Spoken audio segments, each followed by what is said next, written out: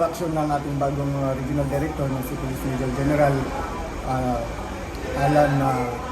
Edgar Alan Omas Ocobo na ituloy-tuloy yung police visibility. At the same time, ito po yung laging ginagawa ng aming district director na si Police Brigadier General Andre Perez Dizon na dapat visible yung mga police area natin, lalong-lalo na pagka yung rush hour. So nahuli natin yung mga to sa Oplan Sita.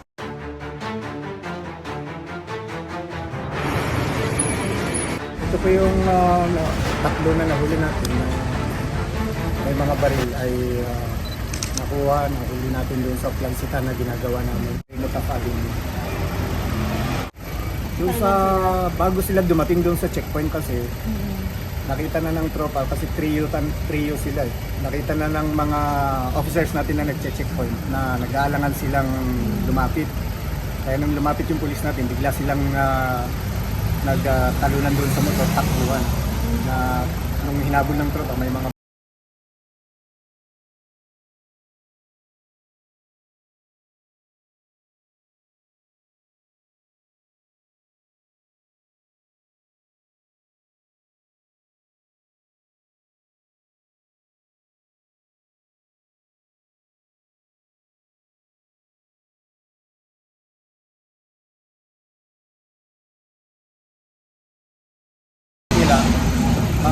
gamit ng mga ibang tao, possible na ito yung mga na-hold up.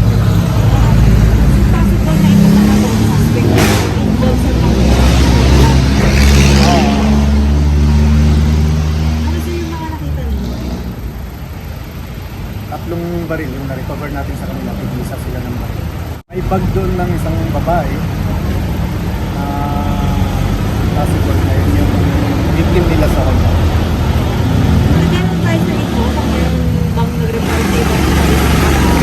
Sa ngayon, wala pa.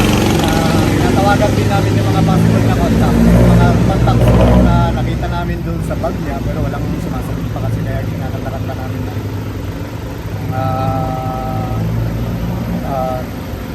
possible na makontak para makita namin. Yung kasong RA 1059 namin sa violation ng illegal possession. Ngayon, meron tayong nakita doon sa isa na suspect. Chine-check pa namin kasi. Sir, pwede ba malaman kung ano yung record ng isang suspect, sir? Meron siyang drug case doon sa Siras na. Sir, sabi mo kanina, nakapang-hold up before niya mahuli, sir. Yun din kasi yung sinasabi.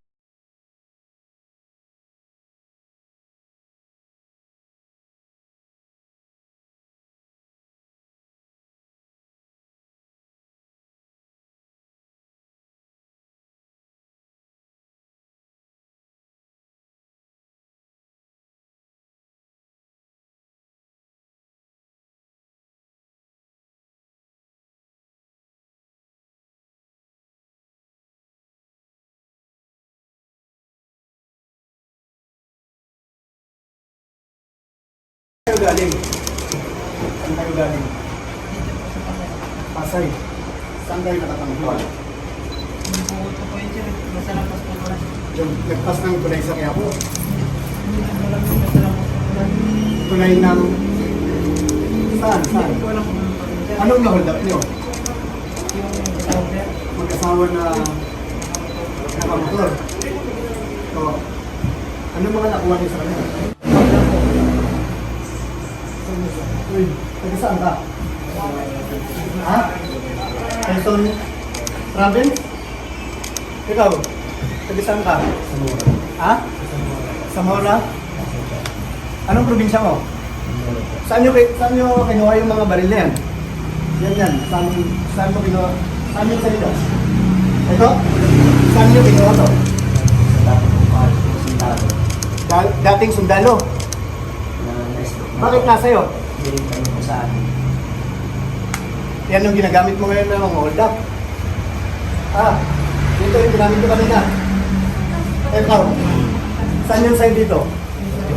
Ito? Saan mo kinuha yan? Binili ko lang din, sir. Ha? Binili ko lang din. Saan mo binili? Sa squatter po. Squatter na? Sa Mandaluyong po dati. Mandaluyong? Kanino yan? Hindi ko pa lang yun. Basta yung Ano hindi kilala yung pinasaluyan, sir, sa akin. Ikaw, kan? Saan yung sa'yo? Ha? Nabili ko lang. Binili mo na. Nabili ko na. Magkano bili mo dyan? Ha? Puro ay powered yung dala nyo. Puro 45. Ay, dalawang 45. Isang 9 second na yun. Nakailan hold up kayo ngayon? Ha? Yung nakamoto? Ilan? Isa lang sir. Ha? Isa lang po. Isa lang na... Anong ano yun? Nasa sasakyan o sa motor? Motor lang sir.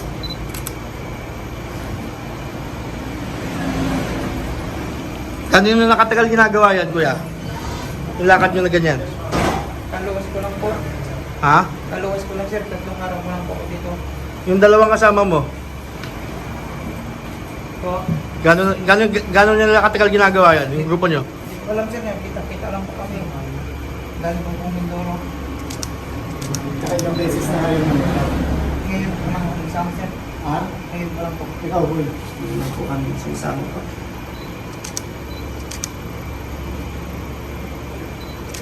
Ah, 45? 45, oh. Dalawang 45. Isang shooters, tapos isang unit, tapos isang 9mm. Ito yung bag share na sinasabing tinira nila kanina.